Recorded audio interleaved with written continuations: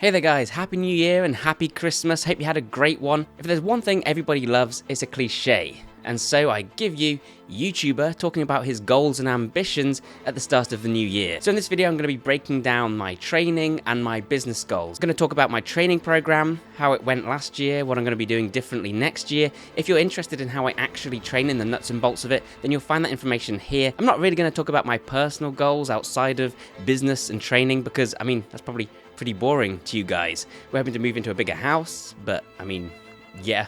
So we're going to focus on training goals and what you can expect from the channel going forwards. I'm going to recap on what I did well last year and what I did badly, and hopefully some of the strategies I'm going to be using to improve things, which I also hope might be applicable to you guys and the goals that you're going to be following going into next year. Speaking of fantastic goals for 2023, there are few better than learning a new language. And what would you know? That brings me perfectly to today's sponsor, Babbel.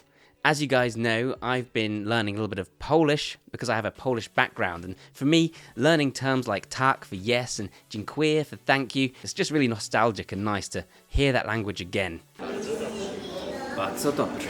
It's also fantastic for your brain learning a language, as you guys know, and Babbel is just a fantastic tool for doing it. Not only because it's convenient and easy to use wherever you are, or if you just want to fit in a few minutes of training, but also because of the way it uses intuitive and conversation-based lessons taught by real language teachers. That makes a real difference. I'd love to hear if any of you guys are interested in learning a language and which one and why. Let me know in the comments down below. And if you are, then I highly recommend using Babbel as a great way to get started.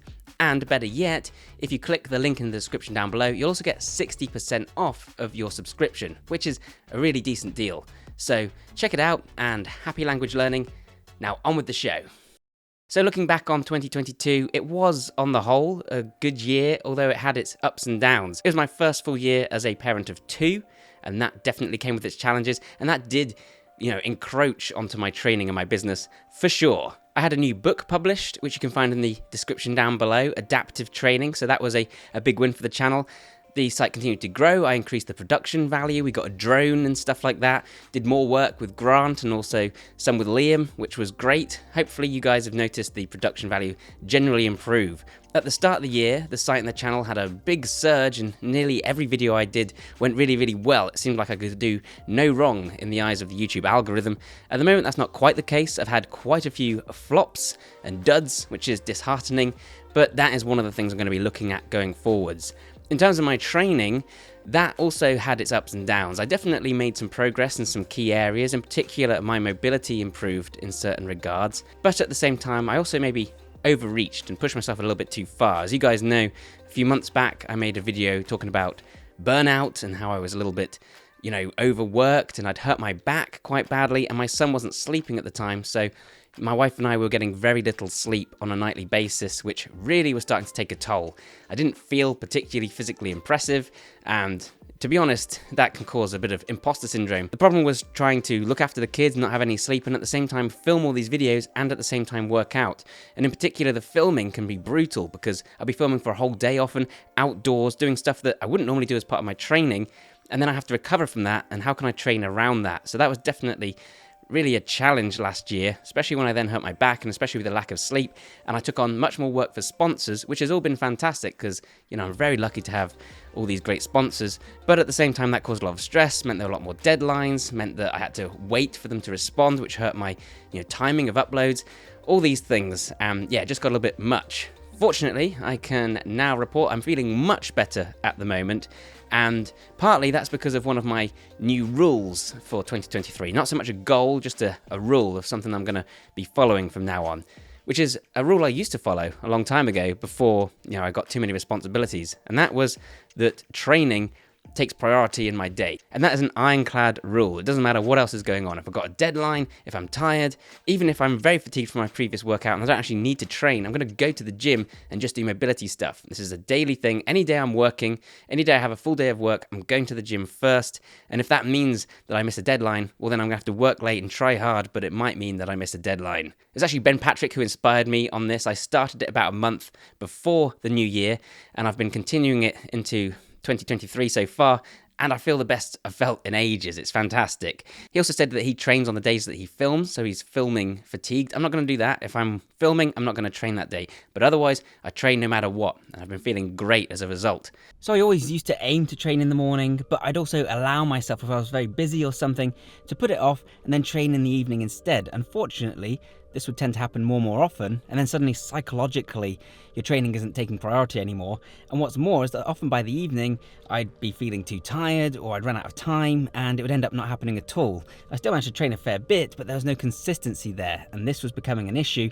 And especially as, to me, I view my fitness as kind of like the product. You know, I can't promote and talk about all these different types of training without walking the walk. So it's really important, I think, to fix this. So this is an ironclad rule now, and there's no getting around it. Even if I'm overtired, injured, sick, I still go to the gym. That's the only rule, that I go to the gym or wherever I'm going to train, whether that's in the woods one day or whether it's in my office or at home. Whatever the case, I go as though I'm doing the workout, and that might just end up being just a few stretches, but I always go. There's no excuse, because really there is no excuse not to go. If it's a working day, a normal working day, then I train first. That is the priority. And this is actually liberating in some ways, because it removes any decision making. I don't have to think, oh, I'm really tired or fatigued, I'm not going to be able to train today, should I train, shouldn't I? Now I just know that whatever the case, I'm going to go, and thereby I can make all my other plans around that. I've made ironclad rules like this in the past, and it's helped me in everything from my relationships to my career. So my advice is maybe consider doing something similar. Think of the goal you want to achieve, but instead of setting the goal, think about a simple, straightforward rule that you can stick to, that's in your control, and just follow that. I'm not the first to give this advice, but it's worked wonders for me. I've also started a new supplement regimen. I'm not going to go into that in too much detail now, because I'm going to talk about it in an upcoming video, but suffice to say that I think it has really helped and boosted my performance and aided my recovery. I talked in my burnout video about the phosphatidylserine and about the inositol, and I do think that these have helped, and there's a little bit more to it than that as well. In terms of what I'm focusing on specifically with my training, well, I'm going to be focusing on a few things. I've got a few different goals that I'm working on. For one, I'm working on my handstand push-up. Right now, I feel much more confident on my hands. I can balance a lot more easily, and so it is now more of a strength challenge than a balance and technique challenge a lot of the time, which is great because it means I can train more often, practice more often. I don't need to be by a wall.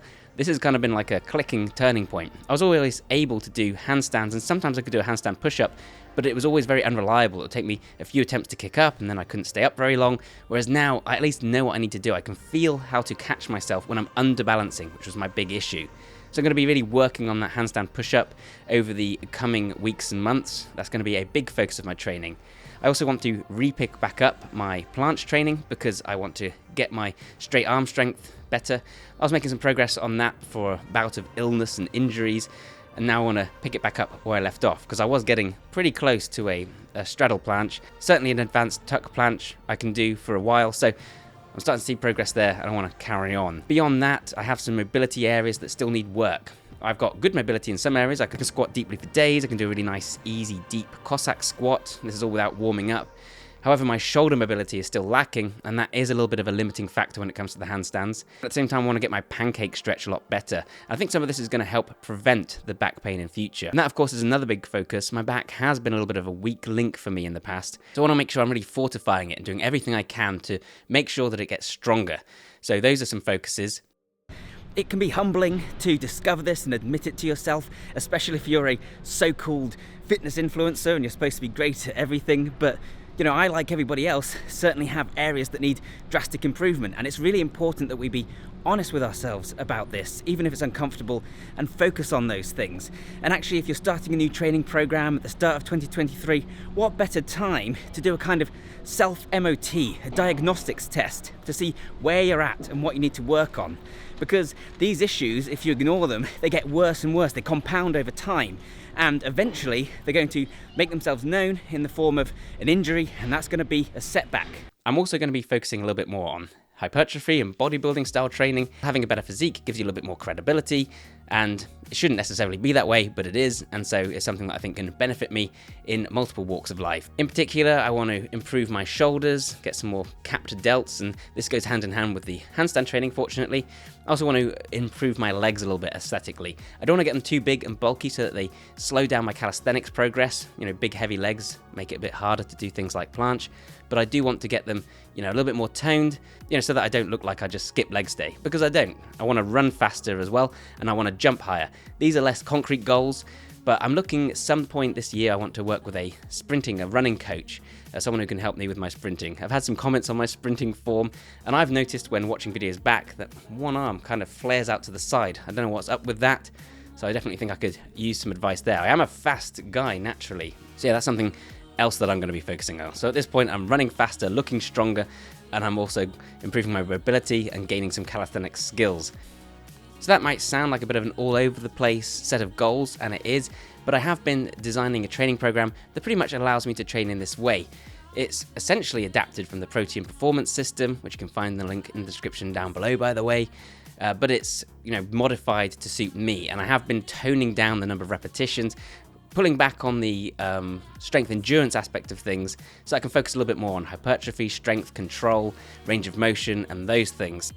Now my training program isn't so much a regular routine as it is a kind of pool of exercises which I can pull from as needed. What I've actually done lately is to enter a bunch of my favorite exercises into a Notion database, and then I'm able to categorize them and filter them based on different things. So for instance, an exercise might be categorized by the muscles that it targets, what kind of workout it fits into, whether it's push, pull, legs, or even cardio.